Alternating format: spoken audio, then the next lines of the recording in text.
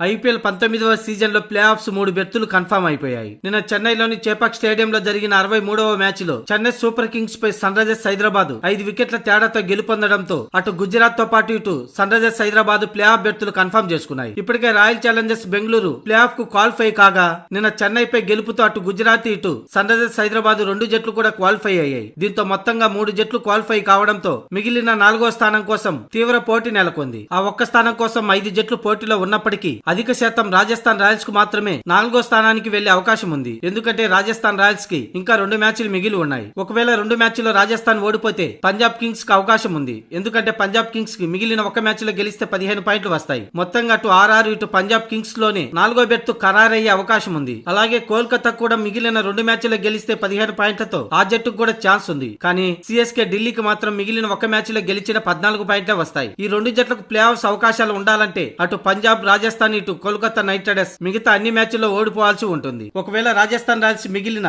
2 మ్యాచ్ల్లో అంటే Lucknow Super Giants Mumbai Indians పై ఒక్క మ్యాచ్ ఓడిపోయినా అప్పుడు పంజాబ్ కింగ్స్ లక్నో జట్టుపై గెలిస్తే పంజాబ్ కింగ్స్ ప్లే ఆఫ్స్ కి అర్హత సాధిస్తుంది. ఇక కేకేఆర్ మిగిలిన 2 మ్యాచ్ల్లో ముంబై అలాగే ఢిల్లీపై గెలిస్తే 15 పాయింట్లు వచ్చినప్పటికీ నెట్ రన్ రేటు తక్కువగా ఉంది. మొత్తంగా 4వ స్థానం కోసం అటు పంజాబ్ ఇటు రాజస్థాన్ జట్ల మధ్య గట్టి పోటీ నెలకొంది.